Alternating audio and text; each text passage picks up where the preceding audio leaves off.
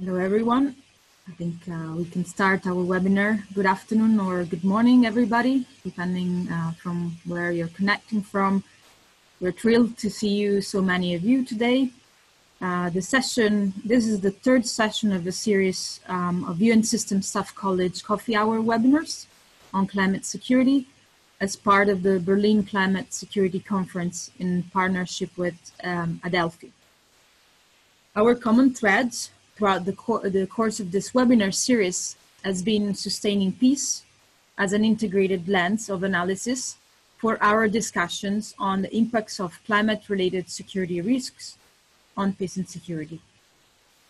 As we have mentioned in previous webinars, while there is no direct causal link between climate change and conflicts, there is increasingly growing evidence that climate-related risks could exacerbate conflict dynamics, converging with other shocks and pressures to threaten stability of states and societies.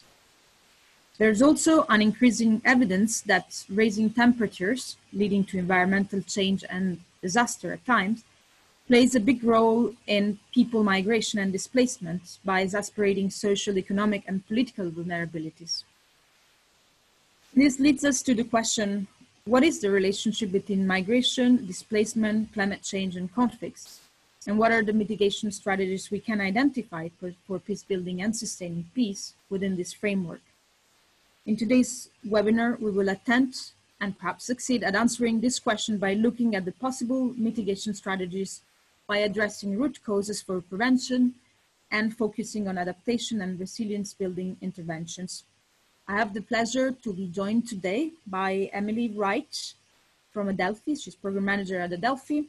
Andrew Harper, who's the special advisor on climate action with UNHCR, and Justin Mcdermott, senior regional policy and program coordinator from the regional office, IOM regional office in Nairobi, who also will keep as much as possible his screen off due to internet connections reasons, but his voice will be with us and also his presentation.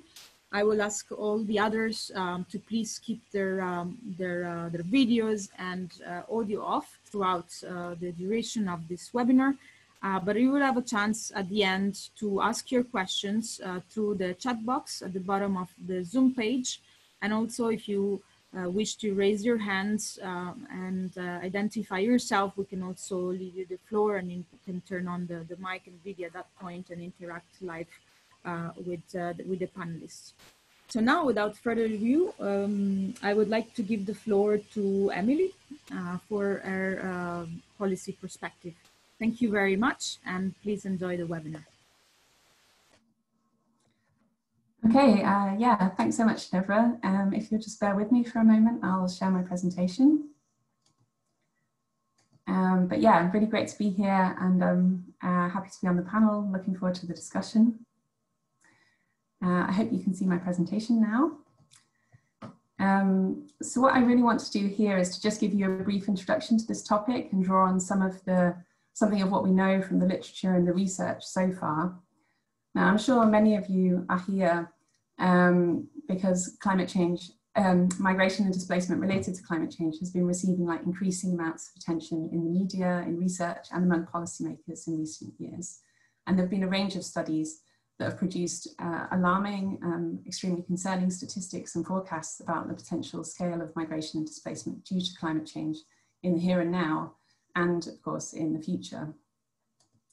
To give you a couple of examples, last year the Internal Displacement Monitoring Centre calculated that in 2019 alone, almost 25 million people were displaced by disasters, such as floods, tropical storms, etc.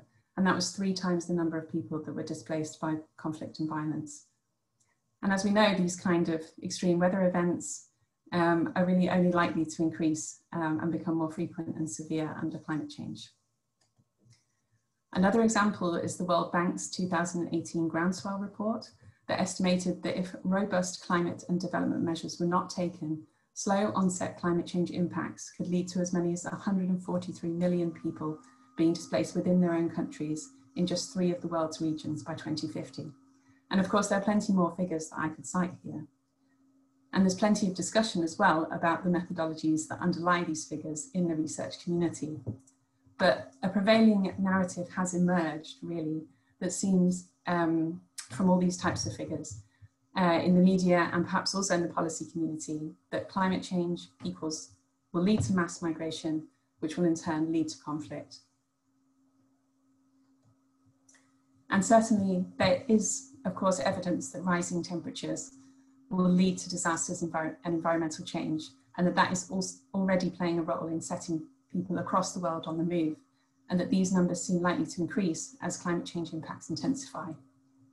With regard to conflict, the waters are a bit more murky. Of course, there is evidence that displaced people in camps may be more vulnerable to trafficking and being recruited by armed non-state actors, which may in turn swell their ranks and allow them to escalate or prolong conflicts.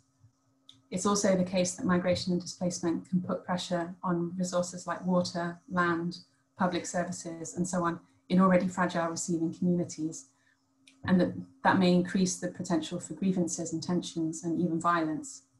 But the evidence is not clear-cut, and it really depends on the situation as well. And so to develop effective responses to climate change-related migration and displacement, and by displacement I mean forced migration, it's really essential that we look deeper at this prevailing narrative and really understand the nuances of the issue, look at the situation on the ground, and understand how these very complex areas of climate change, migration and displacement, and conflict come together and interact in different places. And that brings me to the UN Sustaining Peace approach. So when we talk about sustaining peace, we really mean a kind of comprehensive approach to peace building that addresses all segments of society, all stages of the conflict, and all its dimensions. And that includes preventing the outbreak, escalation, continuation, and recurrence of conflict. And it means being proactive in really seeking to understand and address the root causes and drivers of conflict, or in our case, in gaining a detailed understanding of the interplay between climate change and migration and displacement in a given context, and then how they relate to different dimensions that can stand in the way of peace. For example, resource scarcity, weak governance, inequality, so on and so forth. And if we can really understand the mechanisms of how climate change and migration and displacement can lead to grievances, tensions, and potentially conflict, then we have a much sounder basis for designing and implementing responses. And that, of course, is our goal. So what I want to do with the rest of my time today is to map out some of the areas of nuance that we really need to consider when developing responses to displacement and migration related to climate change, if they are to be consistent with this sustaining peace approach. Now, this list is by no means exhaustive. This is a short presentation, but here are some key considerations that we need to take into account. The first is that climate change is multi-causality. Climate change and environmental degradation are intensifying, but there are a whole range of other social, economic, political, environmental, demographic factors that we have that influence the degree of choice in people's decisions to move, their potential destinations, the opportunities that are available to them when they get there, the capacity of the places that they go to receive them, and so on and so forth. And it's the interplay of these factors that really determines, for example, whether people move permanently, temporarily, or seasonally. It determines how far they're able to or wish to move. And in fact, in that respect, the statistics show that migration and displacement is usually internal within a country, with people moving first to the next safest place, the next place they can earn a living, or in fact, just the next place they can afford to get to. And of course, thinking about that, it follows that these factors and their interplay, it will vary in different parts of the world, different countries, even different community groups. And both of these points therefore underscore the real importance of having good on-the-ground analysis of the situation and of community, country level and regional approaches. Also, it's important to consider that, of course, displacement and migration is not just about displaced people and migrants, but it's also about the places that they leave and the places that they go to.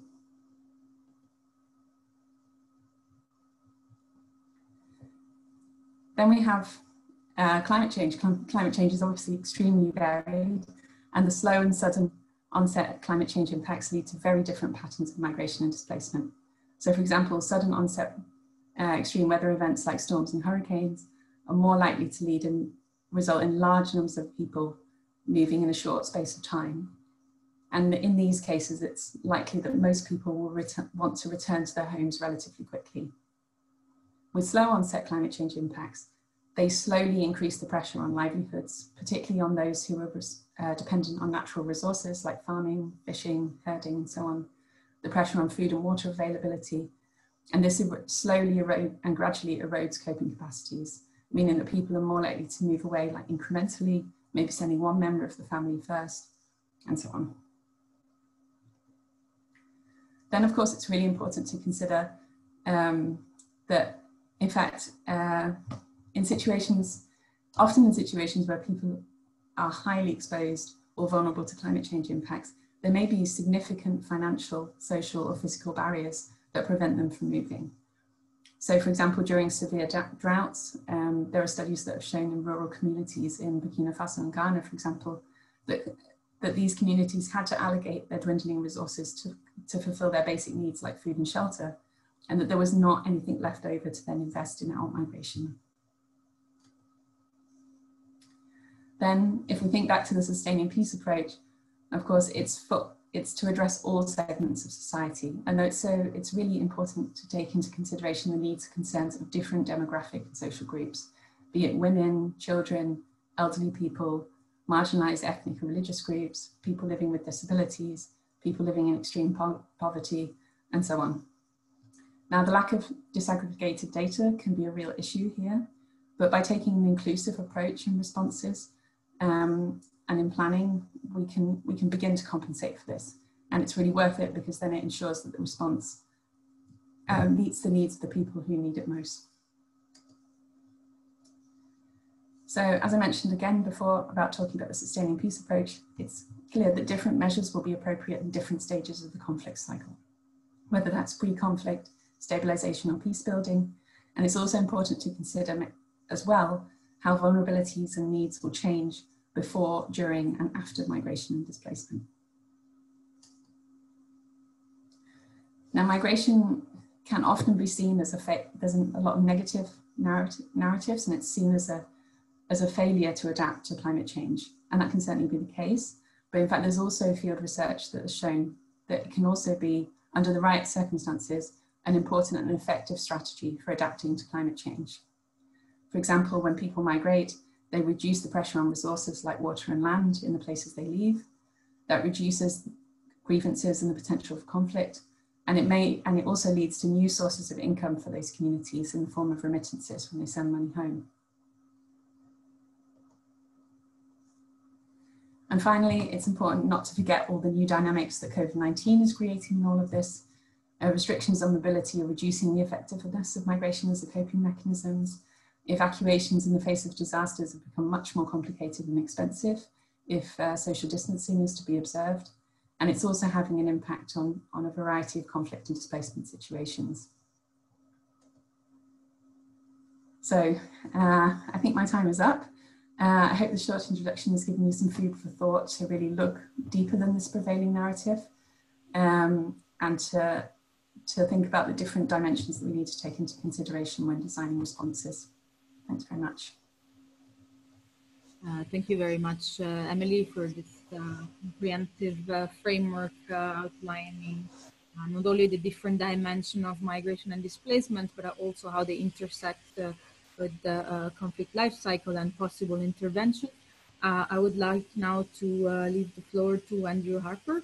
Andrew, the floor is yours. Thank you.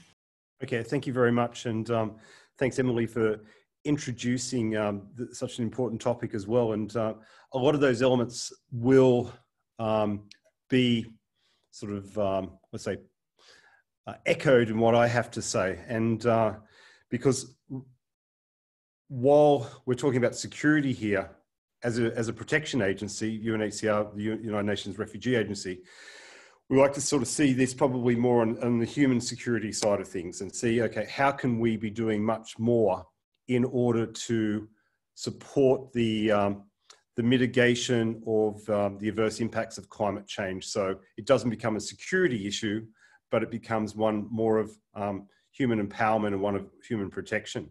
So this is why we are so interested in looking at probably what is going to be one of the biggest threats, or what is probably the biggest threat to the security and protection of individuals around the world. So the first slide is really just to say why is UNHCR engaged in this? One of the reasons why we're engaged in this is that of the 80 million people who are currently displaced, the vast majority of them are located in countries or being hosted in countries which are at the very center of climate challenges. This is in Chad, but whether it be in Chad or Bangladesh, we are constantly reminded that the issue of climate change is not an issue that has to be addressed in 5 years' time or 2030 or 2050. It's an issue that needs to be addressed daily.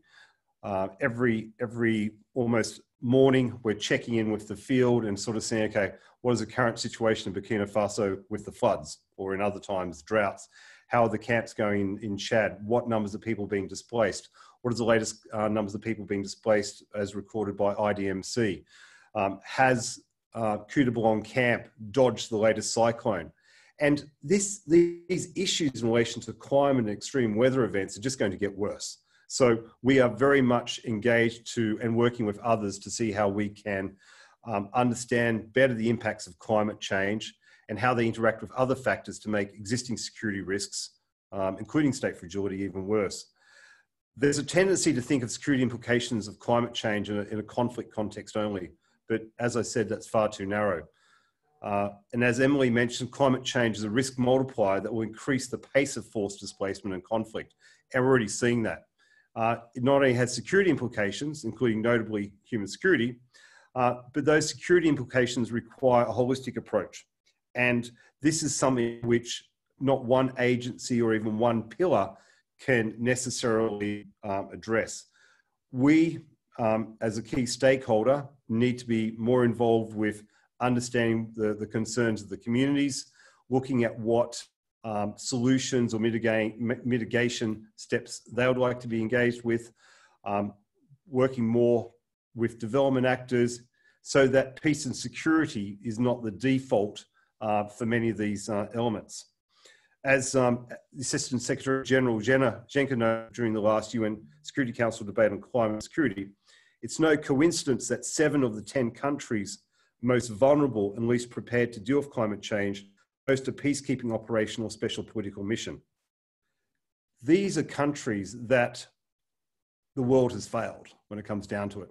The science is pretty clear, so why aren't we doing more to mitigate the impacts of climate change, support adaptation in these arrangements? Why is it that it's generally the default to go to humanitarian agencies and to security responses? So if we can just move forward, please. As I mentioned, the situation of extreme weather events, slow onset events, is not a future issue. It's very much here and now. And I just threw this up in relation to unprecedented numbers of hurricanes that are occurring throughout the world. This is in the Atlantic, but it's being mirrored in the Bay of Bengal or even in Southern Africa. Next, please. Also, there's got to be a greater sense of urgency.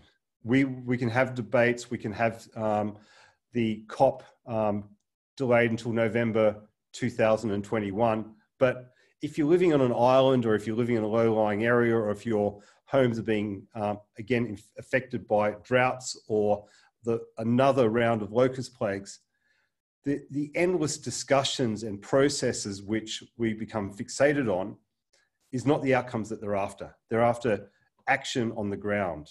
And so what do we have in order to address those? So we know that science has indicated that climate will be striking harder and more rapidly. Many of the models that have been espoused are actually being superseded by events on the ground. We recognize that the World Economic Forum has said that 10 of the key risks confronting the world are environmental or climate oriented. The IDMC, as Emily mentioned before, identified some 25 million people displaced by disasters last year. Already for the first 6 months of this year, there's another 10 million, and that's based on information which is still incomplete. That actually 20 million people have been displaced. So that 20 million people have been displaced is still composed of twice as many being displaced due to climate and natural hazards than by conflict. So that trend is continuing. And so if we can anticipate that natural hazards and extreme weather events are going to become even more of an issue, then we have to be taking that into account in our preparedness and our planning. So moving forward as well, onto preparedness. And I won't go through the risk multiplier because I think Emily has gone quite through that. I can quickly sort of say what we're anticipating, which again, largely echoes what Emily says. We're likely to see a frequency and intensity of sudden onset disasters. It's not that climate change can be sort of like the bogeyman of all issues, because if you look at the Sahel, it's largely demographics there. You've got a massive increase in population, limited resources, poor governance. What's happening with climate is it's just making the situation even worse. So this is where we'd almost prefer to say that climate is a risk multiplier. It's also driving mega trends, including urbanization, and those people who are already vulnerable are becoming even more vulnerable. Those areas which were just on the edges of being arable are going to become uninhabitable. The places and locations where people may have been displaced from before are going to be unlikely to sustain returns. So for, again, a protection agency like UNHCR, where voluntary repatriation is a key element of our durable solutions, if people cannot go back to their homes or to their fields, then we have to almost recalibrate what our potential protection solutions are in the future. So we need to shift the paradigm towards preparedness and strategic foresight so that we take much greater account of climate risks in our assessment. We need to be much more evidence focused, and this is why it's so important that we work with institutions such as Adelphi or the Potsdam Institute, but also CCCPA in Sweden. We need to move away from the traditional means of being a humanitarian agency and reacting to seeing how we can be much more proactive, not waiting for people's lives to be at risk before we intervene. We need to anticipate in order to support adaptation and resilience building. And again, unless we work on preparedness, then it's almost impossible that we can do a proper job in protection. So UNHCR, and we've seen this very much within the Global Compact on Refugees, we're committed to working with other active stakeholders. Obviously, first and foremost is the local communities. How do we learn from them and how we could do a better job? The national authorities, other UN agencies, NGOs, so that we have a holistic approach to addressing this unprecedented challenge to all of us. So I don't want to necessarily go too much into the various activities that we're doing, because I think what we're after here is an agreement that science is there. We understand what the biggest challenges will be in the future. What can be some of the ways in which we can become more effective as a team in addressing these issues. So thank you very much. Over.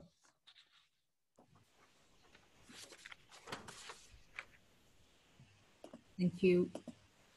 Thank you very much, Andrew, for, well, first of all, conveying the sense of urgency, but also putting it positive, concrete spin and making the link between you know, migration and displacement and prevention. We don't want to get to a situation of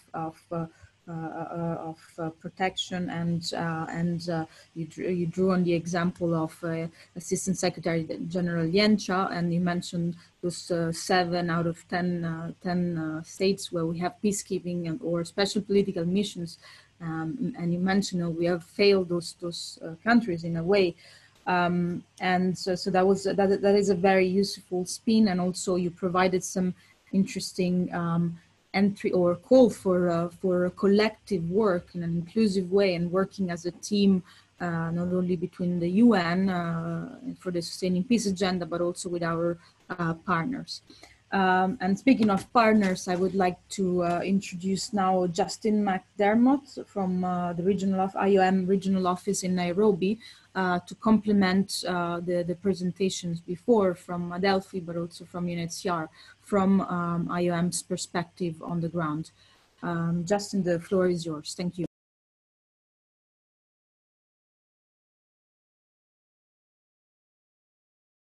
You are muted, Justin.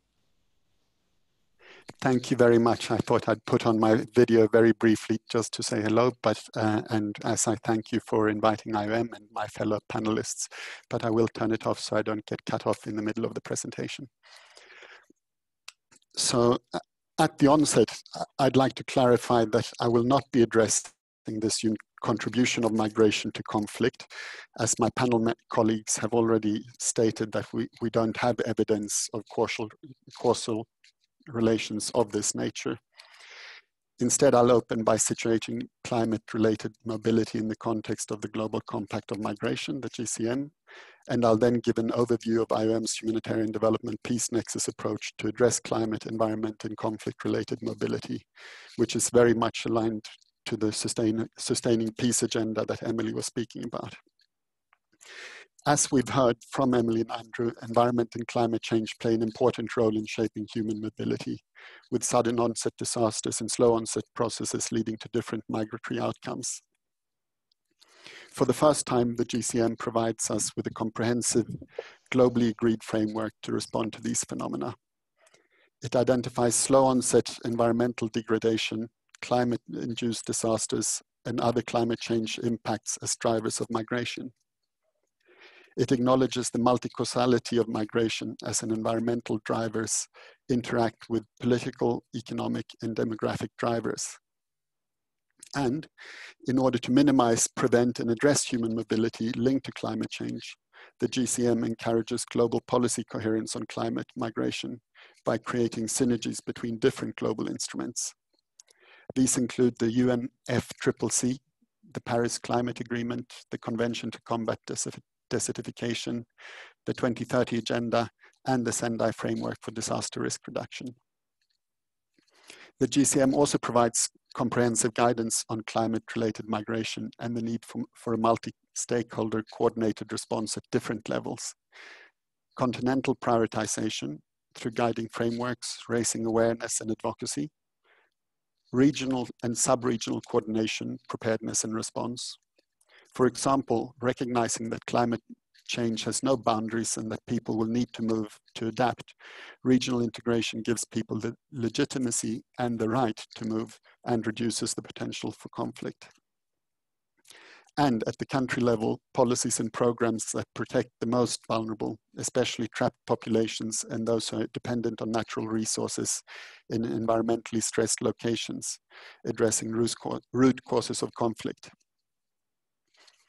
These commitments of the GCM are important as climate-related shocks are more severe and frequent, negatively impacting increasing numbers of people in need and resulting in cycles of vulnerability that will only intensify over time. This means climate-related mobility will grow, at the same time as some populations which need to move don't have the means to do so and remain trapped in highly vulnerable situations. We therefore need a whole of mobility approach to crisis, looking at all patterns of forced and voluntary movement, including constrained immobility, to understand how they relate to needs, vulnerability, and capacities. Recognizing that climate change is a threat multiplier, we have an opportunity to address multiple root causes of conflict when working on adaptation and mitigation programs to stabilize communities and prevent forced movements. IOM does this through humanitarian development peace nexus approach that addresses drivers of and promotes durable solutions to displacement and irregular migration. We do this through adaptive programming that meets immediate needs whilst contributing to situations that are more suitable for longer-term development efforts, much in line with the OECD DAC recommendation on the nexus. This means generating incomes, supporting infrastructure development and service provision in a manner that builds social cohesion and regenerates trust, including for local authorities as service providers. but also working with policymakers to facilitate mobility, whether regionally or internally. In Ethiopia, for example, IOM works with returnee and migrant sending communities from environmentally degraded villages. By restoring agricultural land through agroforestry and water harvesting, we support returnees and their communities to rebuild their relationships and livelihoods in a more sustainable manner. In South Sudan, we support government and community-led efforts to mitigate the impact of increasingly severe seasonal rains and subsequent floods, which triggered displacement and has increased the risk of conflict. This includes capacity building for shelter, repair, and improved infrastructure for water catchment and management. In West Africa, IOM deploys the Transhumans tracking tool, which tracks and monitors pastoralists' movements to provide an early warning alert when they're forced to change routes due to changes in the availability of water and pasture, and where the new routes may cross farms and potentially trigger conflicts. This has improved coordination among humanitarian actors and government authorities in support of evidence-based planning and assistance delivery. I guess in closing, the point I wanted to make is to really emphasize the importance of addressing peace building through climate change adaptation and natural resource management policy and programming on the one hand, but also on the other hand, promoting climate change adaptation and natural resource management through the peace building and durable solutions initiatives we endeavor upon. Through combining this type of programming and through comprehensive approaches that recognize the vulnerability of mobile populations, we can more effectively address adverse drivers of and promote durable solutions to displacement and irregular migration. Thank you very much. Thank you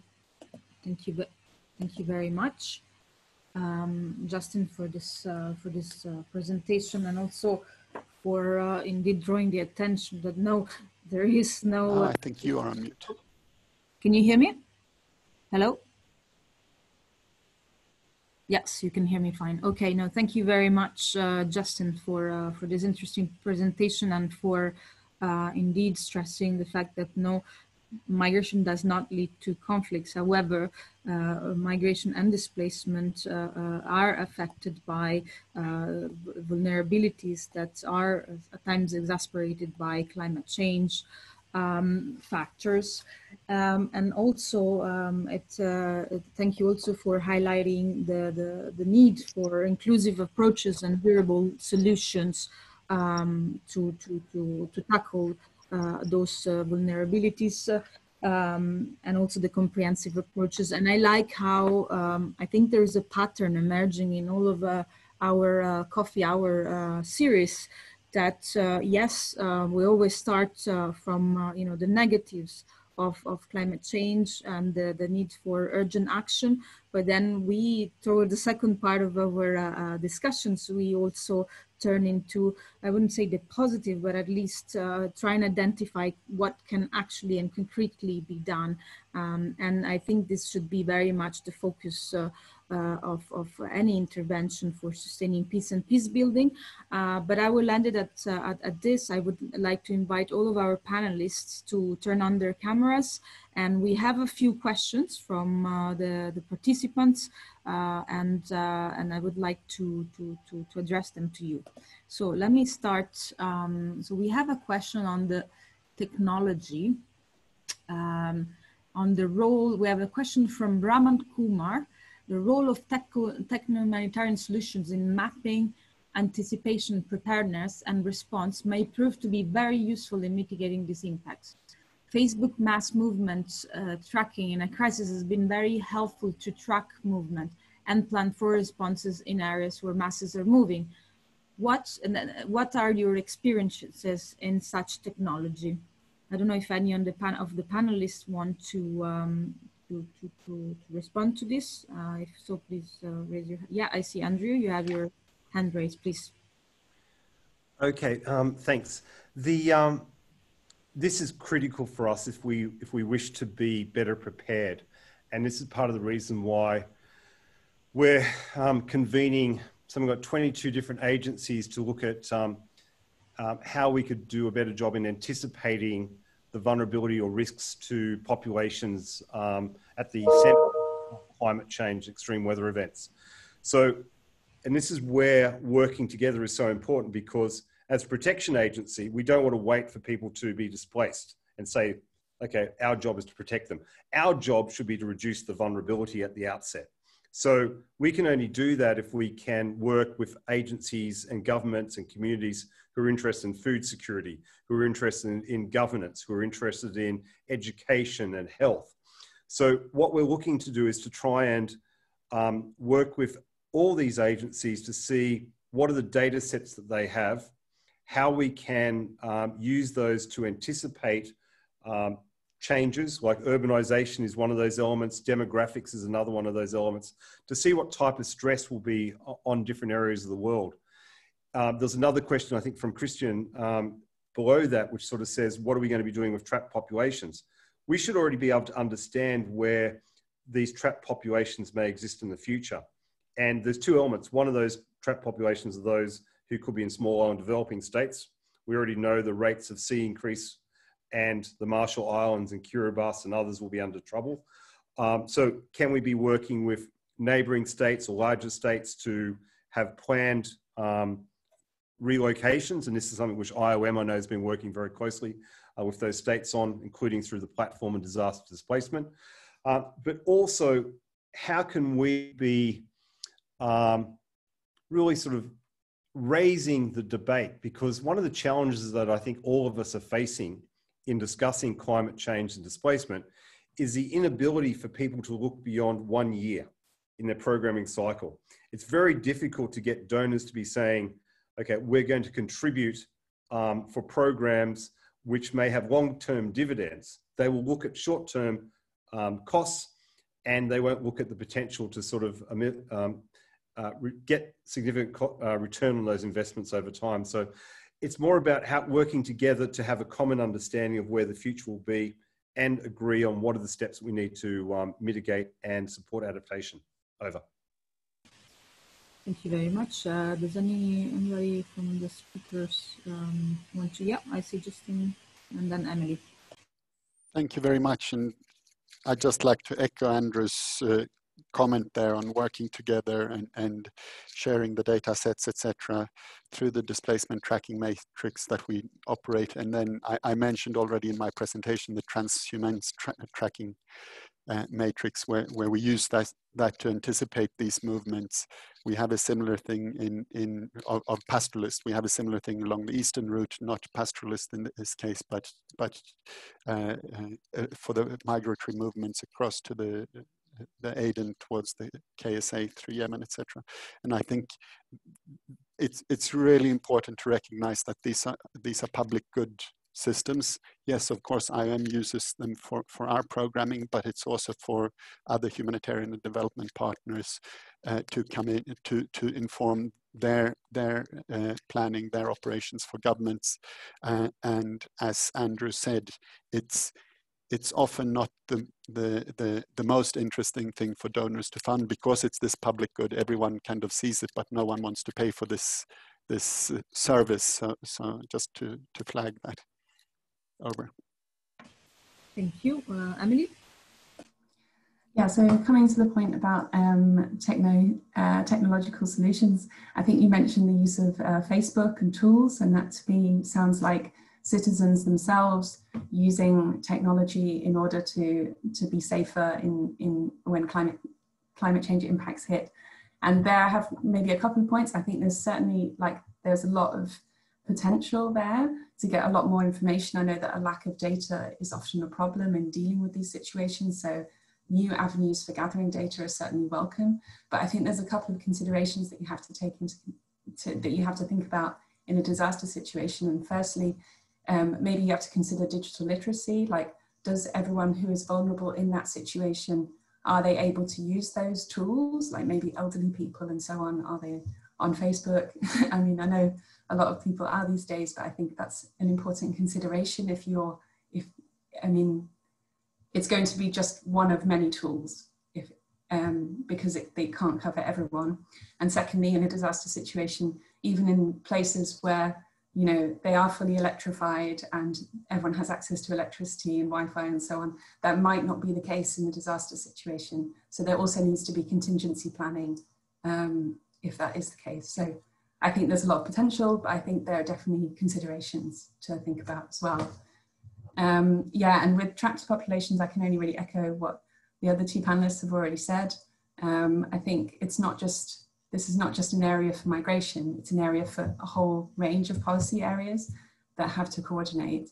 And when thinking about trapped populations, we're maybe thinking more about development, climate change adaptation, and these sort of areas, and that maybe actors who are specialized, well, yeah, as I said before, it's about before, during, and after migration, and there'll be different policy areas that will come to the fore in these different stages. Thanks. Thank you very much. And I would like to also invite participants, those who feel less camera shy, to raise their hands going on the participants icon, and then they can find the raise hand button. We also have another question now from Grazia Pacillo. The question is, cognizant of the lack of evidence on the links between migration and conflict, there is the need to invest more on research on this topic. How does the near future look like? Reinvestments on more research to do? So basically, is there any plans for doing more research, and what's the funding situation on the horizon? You know, who would like to take this one?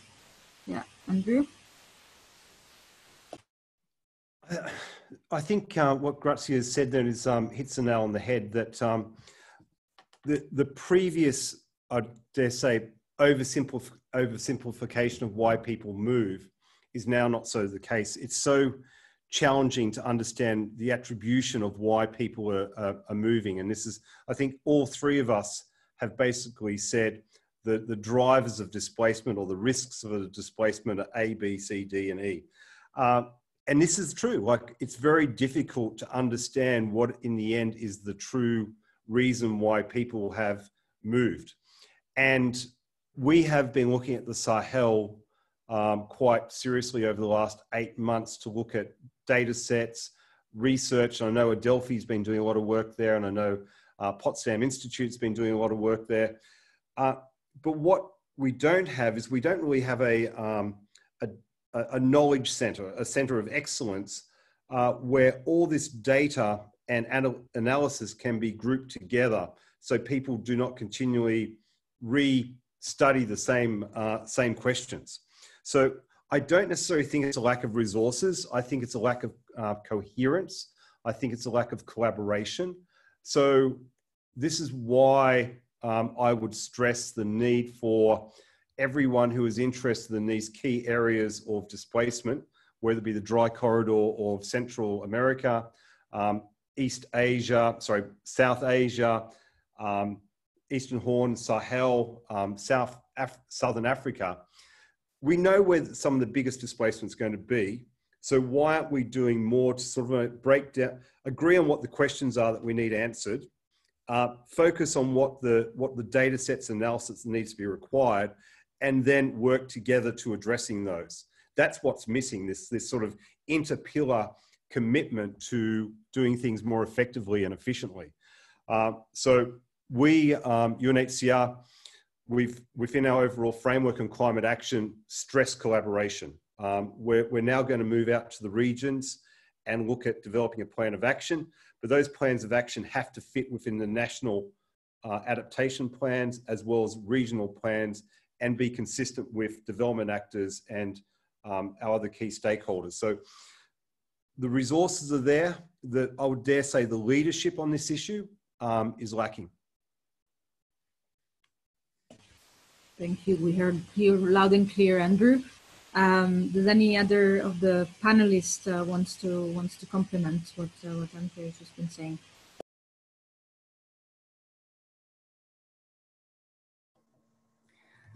So I can say that Adelphi has done a lot of work on this, and we're looking into more research. I think a couple of things that we've done recently are, like, last year we published the first climate risk and climate and security risk assessment of the Sahel. It's called Shoring Up Stability. And I think these kind of assessments are absolutely key to understand how migration, conflict, and climate come together in particular situations.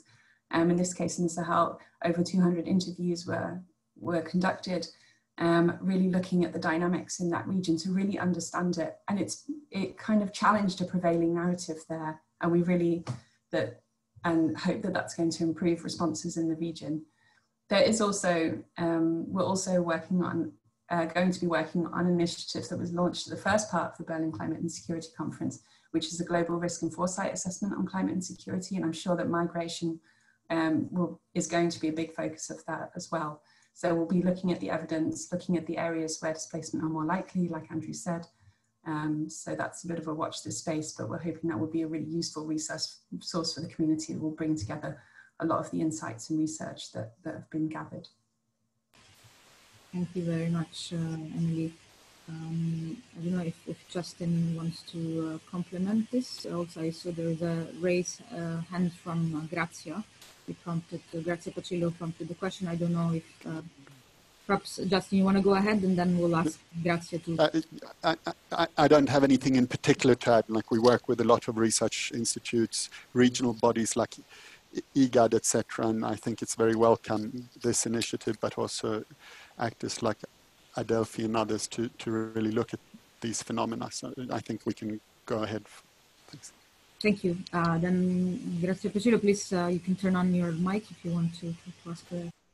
Hi everybody, my name is Grazia Pacillo. I'm an economist. I work for the CGR centers for the Alliance of Biodiversity International and the International Center for Tropical Agriculture.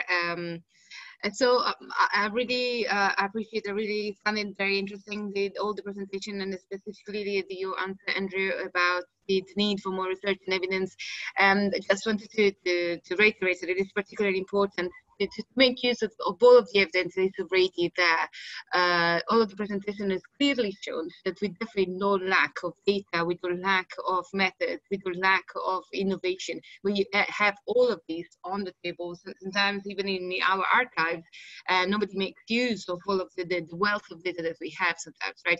So that's the sort of message that we often fight and face every time. So just wanted to say that for the dry corridor and the Sahel, for the different deltas, or even in South Asia, Southeast Asia, etc., then we are very much in line with what you said. So we're trying to actually make use of all of the best secondary data and existing data to actually produce some sort of observatories or a crisis monitoring, something that could help us elicit the how climate variability interplays with existing threats and risks all the way through the creation of tensions agreements, and specifically for the dry corridor with a focus on migration. So yeah, it would be good to maybe to have a chat but actually to understand how we are on these topics. So thank you very much. Thank you. That's also for initiating the live chat and not being camera shy. Andrew, Emily, Justin, any reactions to these comments? Yeah, Andrew. Yeah, I'd agree with what Grazia's got to say. There is, doing this type of research is not cheap and is not something which can be done in like 2 or 3 months' time. And so if you look at what ProPublica put out recently with the New York Times, I think it was Brian Jones who was working with Abraham on that, and on the potential movement of populations from Central America towards the US, as well as also internal movements in the US due to the wildfires. Like, they had millions upon millions of data points, which they used a supercomputer for about 4 days to run that.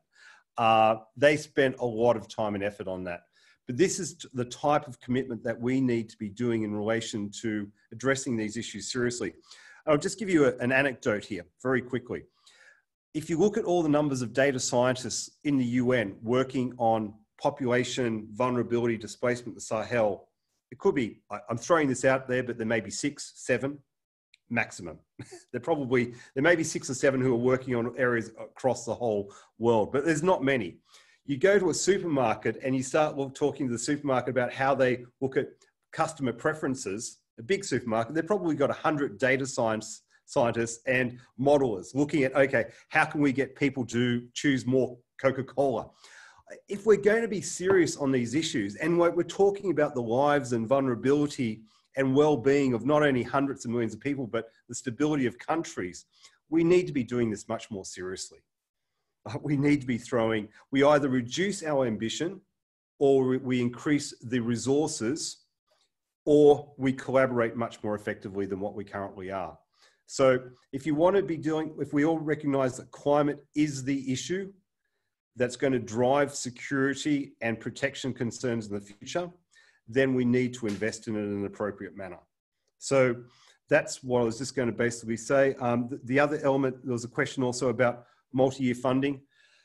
Completely agree. You can't run an operation, whether it be a UN agency or an NGO or a local community group, year on, year out, without necessarily having that sort of degree of predictability.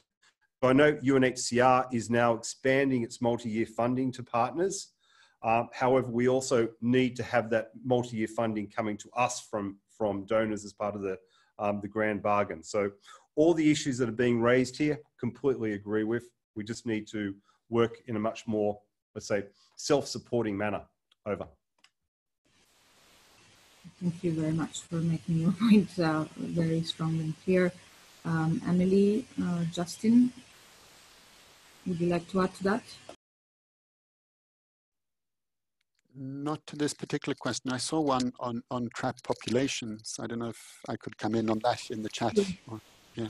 So basically, I just wanted to say that I think that's one very important tool for that is disaster risk reduction programming and planning, including planned relocations, ensuring the voluntariness of that, of course, in the kind of building back better approaches that a lot of us use, whether in the existing site or in the new site of relocation, but also like remembering the kind of humanitarian development peace nexus approach and looking more at the macro level, working at the policy level with member states, with governments to make sure that we really have displacement included in regional integration initiatives, for example, in the free movement protocols across Africa, so that they account for and have appropriate safeguards inclusion for displaced populations, whether internally or across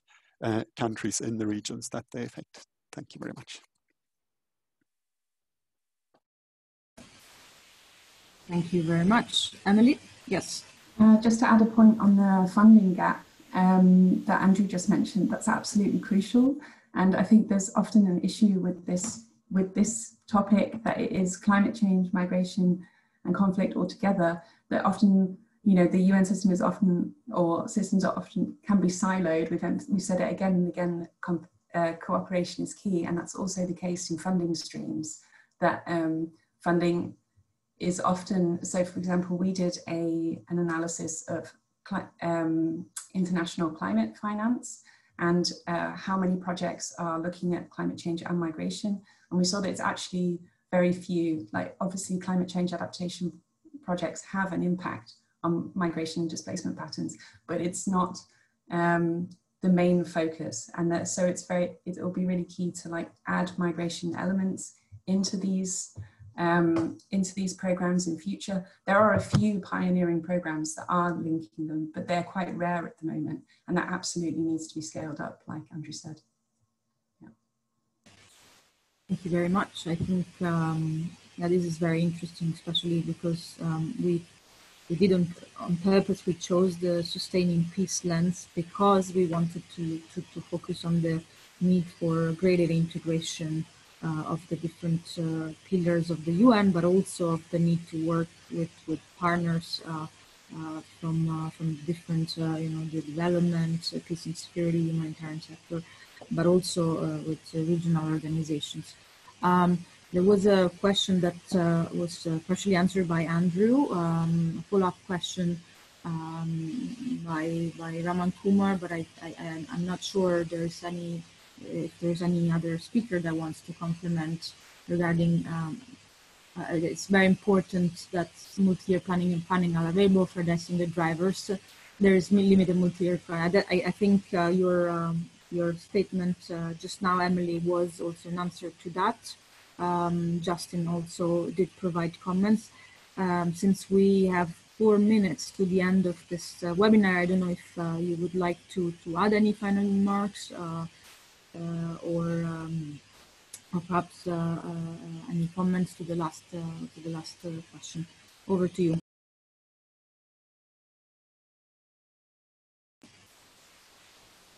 Okay, so I don't see any. Oops, yes, Justin. Sorry, was this an invitation for a kind of final comment from the panelists? Or if the panelists are interested, yes, we have 3 minutes, but it's not a must. I think you've provided your perspective, in a very elaborate manner. So thank you very much. I wanted to pick up on something you, like in your summary of my intervention. I like the fact that you said, like you picked up on the positives, saying, okay, how can we look at the positives here? And also now in your comments, this is sustaining peace approach. And two things I wanted to highlight there. One of them is when I was talking about this kind of community-based approaches, I think one of the keys there in both addressing drivers and promoting durable solutions in a way that has this kind of peace building angle to it is having community-based approaches that like setting up, supporting a platform where people can share priorities, identify priorities, agree to disagree, etc., and arrive at some kind of shared vision for the community, the inclusiveness of that process. And which, as I said in my statement, it's very much about social cohesion amongst the community members and regenerating trust in kind of government service provision in the area. So someone I spoke to said it's as much about the process as the product that you generate through them, like the infrastructure regeneration, etc. The other point I wanted to highlight was, again, from a sustaining peace angle and trying to bring it a bit more macro, is the importance of mapping areas affected by displacement, of high outward irregular migration and return, and trying to figure out, because that helps us figure out these drivers and use that mapping to inform national development, sub-national development plans and national development plans, because often these coincide with areas that have suffered systematic discrepancies historically in countries. So just placing that there. Thank you very much. thank you very much, Justin, and for your really thoughtful points. Andrew, Emily, any final comments? I'll just bring it back down to what is possible now and why it's so important to collaborate. So